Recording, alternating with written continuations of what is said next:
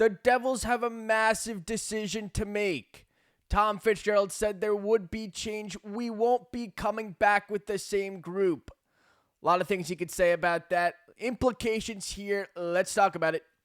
Welcome in to Devils Digest. If you haven't already, go ahead, hit the subscribe button for all things new Devils rumors, updates, and the summer offseason coming up as we approach that.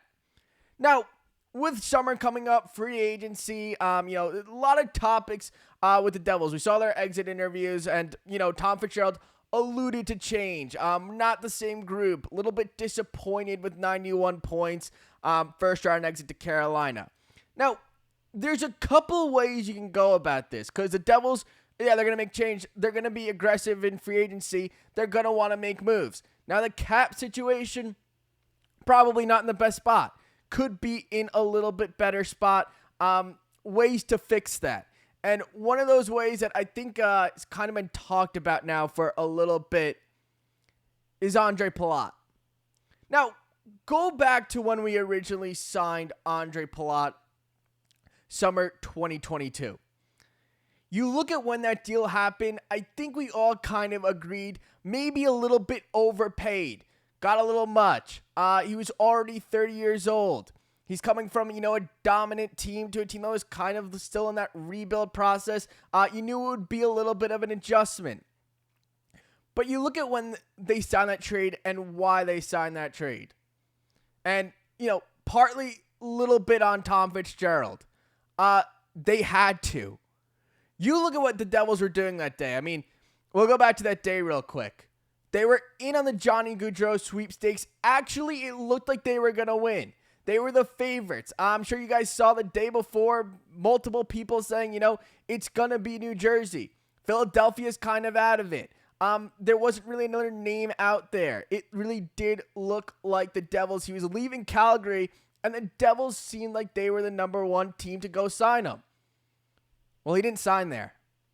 And all of a sudden, Tom Fitzgerald, who really feels like he has Johnny Gaudreau, has no one. So what can he do here?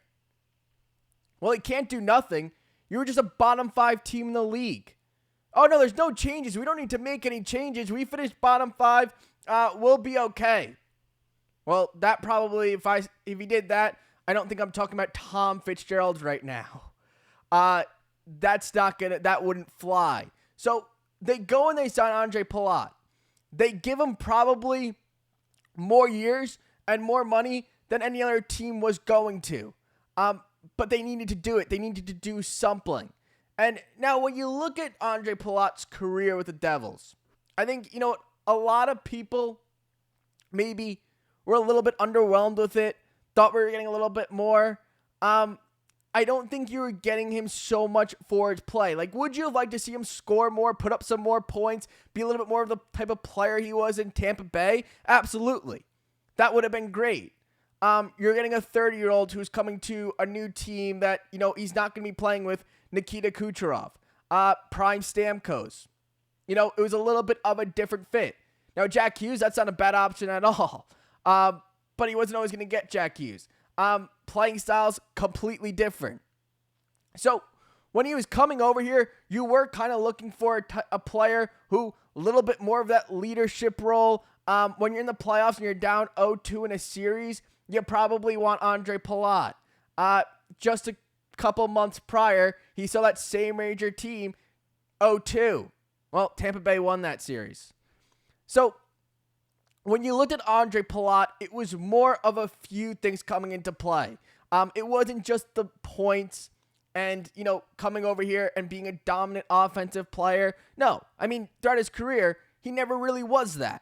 You go back and you look at his numbers in Tampa, they weren't, over the top.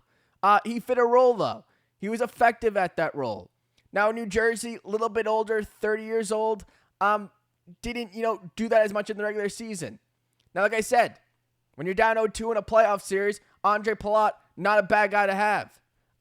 Arguably their best player in that Game 7. That we all remember that first goal. Took it away. You guys know the rest. But even that third goal as well. I mean, you look at, Erik Haula scores from a beautiful butterfly pass from Jack Hughes. That play starts in the defensive zone with Ondrej Palat to take away. So when you look at what Ondrej Palat came here for, you probably knew you were overpaying at the time, but you kind of had to do it. And the Devils did it. You don't want to be completely unaggressive. Like I said, you finished bottom 5. You had things that you had to fix. You couldn't just say, oh, well, we missed out on our number 1 target. It's over. But unfortunately, they were holding on the number 1 target and players going off the board. And it did wind up with Ondrej Palat. Now, Ondrej Palat, obviously a potential buyout candidate. Now, looking at his career, look, I am an Ondrej Palat fan. I don't see how you can necessarily dislike the guy. He's been in the league for a while, big in that Game 7.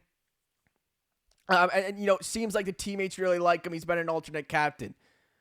But when you look at his game right now, a buyout probably does make sense. It probably is the way to go. Now, you can go ahead and say, well, they could trade him. Well, it's a tough contract to trade. And also, he's got a 10-team trade list. They can only pick from 10 teams that he chooses. And there are certain teams where he's not going to pick because he knows the Devils would never do that. So, it would be tough. It probably would be a buyout route. Now, do you go down the buyout route? Well, here are the numbers for, the players this year in terms of points. You need more offense. There's too big of a gap between your top players and everyone else. And when I'm talking top players, Jesper, Bratt, Jack Hughes, Nico, Hischier, Timo Meier has a little bit of a gap, but from March on is kind of where he did all of his production. Now you hope he gets back to that form and plays from March on, plays like how he did in the playoffs. That's what you hope. But the past 2 seasons, until March, it was underwhelming in both years. So you want that. You got to figure out a way to go get a player who can help him get back to that.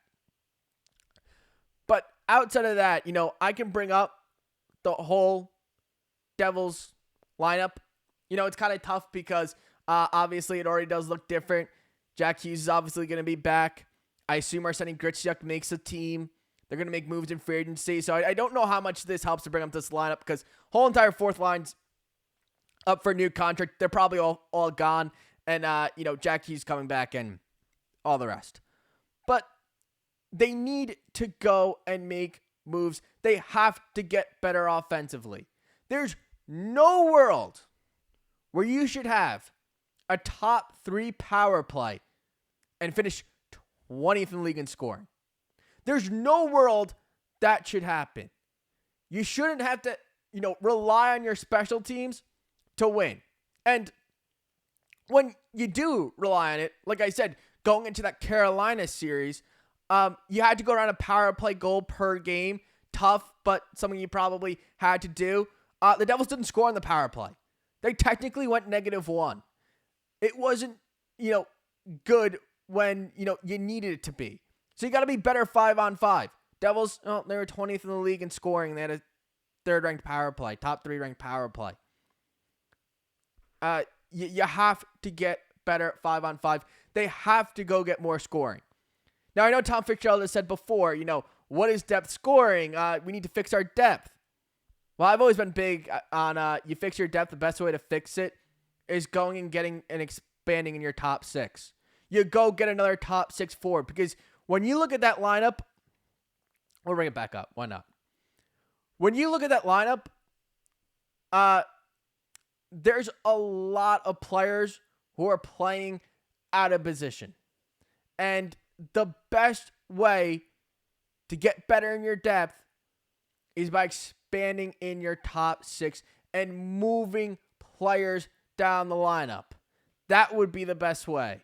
Now, obviously, there's a lot of players over there who are up for new contracts. And Tom Fitzgerald is not going to, give them a new one.